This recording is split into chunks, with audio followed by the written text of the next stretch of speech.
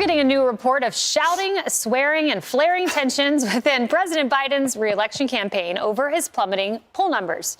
NBC out with this headline: behind the scenes, Biden has grown angry and anxious about re-election effort. The report goes on to say, quote, President Joe Biden was seething.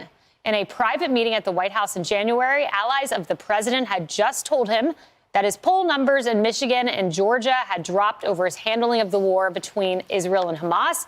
He began to shout and swear, a lawmaker familiar with the meeting said. So much for that day one promise of not deriding those around you. Mark, understandable to be seething. I mean, these poll numbers, which NBC cites, this is Gallup, March of 2020. I mean, look at this. This is dismal. You have Biden at 38%, Trump 48% at the same time, George H.W. Bush at 39%. Carter at 43%, and didn't go quite well for Carter or the others. First of all, you made a great point. I remember he said, if you mistreat the staff working for you, I'm going to fire you on the spot. Correct. So Yes. I guess he should be fired, right? That's what the American people are starting to say, apparently. I mean, look, I understand that he's upset because his own staff doesn't trust him to go out and deliver the administration's message. That's pretty damning. But the other problem he seems to have is he doesn't understand that it's not a communications problem, it's a policy problem. That if you look at the Real Clear Politics average of all of his polls, he's underwater by double digits on every single issue that Americans care about. 43% of Americans, a plurality, say that his policies have personally made their lives worse. Only 18% say they've made it better. So that's not a problem with communications that he can fix by going out and stumbling around on a stage somewhere in Wisconsin or Michigan or wherever he's in trouble. He's got to actually change his policies in order to fix the problem. And you'd think, change his mental acuity. I don't know if that's possible, Emily, because that's a huge problem. And this NBC line really stuck out to me. Listen to this. Some advisors have told him he should walk faster out of concern that his gait feeds impressions that he's too old. So walking faster, apparently that's why they got him the hokas. Right, the hoka, exactly. And yet the White House is sufficiently worried about him tripping, which is why he takes that middle staircase out of Air Force One, which is why you read my mind. Great minds speak alike, Mark. He has the hokas. These are Hoka Transport. We have a picture. These are shoes, according to Inside Edition, designed for maximum comfort and support while walking or hiking. But I guess the solution is walk faster, they say. I mean, I don't know. The worst thing I think he could do is walk faster. If you are unstable with your gait, if you are at all unsure, I mean, right? Like you would say, slow down, take it easy. Remember when Ari Fleischer described to us what Air Force One looked like on the inside?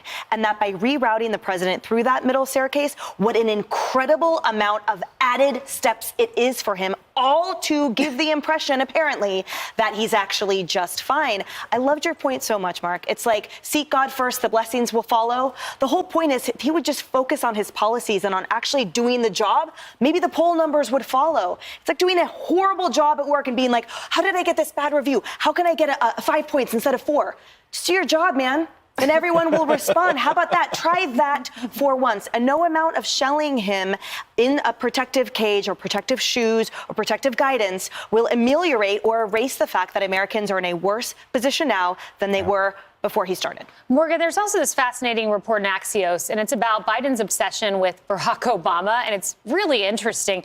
They say President Biden doesn't speak frequently with Barack Obama, but behind closed doors, he talks about him a lot. Biden often measures himself against the man he served as vice president. Current and former aides say it's a complex relationship in which there is a rivalry, particularly on Biden's side. Obama would be jealous, Biden sometimes says, when speaking about a perceived accomplishment. But what was interesting is they say it's actually affected his policy decisions, like to withdraw from Afghanistan, which was devastating. So I hope this motive isn't driving bad decision making. That's a little weird, and also,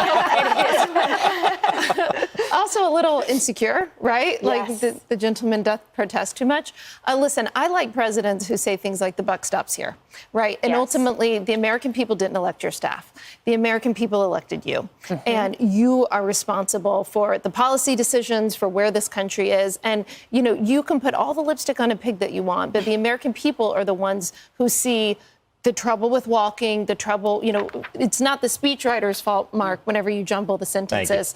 And so that's why you have 70-something% of Americans who feel like he's too old for the job. That's his fault, not his staff's. It is. And Molly, also a fascinating, you can comment on the age if you'd like. I just want to throw this out there. Washington Post, we don't often get headlines like this. For the country's sake, Vice President Kamala Harris should step aside. This was Kathleen Parker. And I want to read what she said, because this is Washington Post. I mean, pretty big deal. The Kamala conundrum comes down to this. She was picked because she was black and female, a combo tantamount to job security.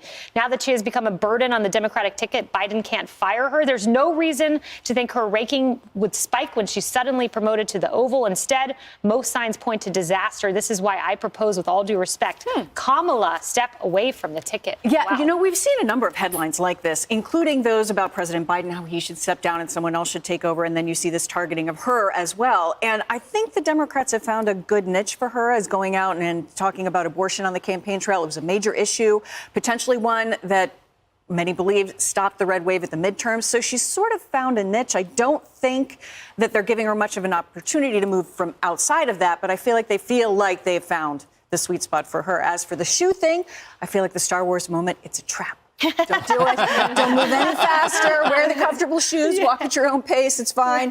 And then finally, I went up to New Hampshire and covered President Biden's most recent visit there. And I have to say, it was politely put by a local station, a smaller, more intimate event with close supporters of the president.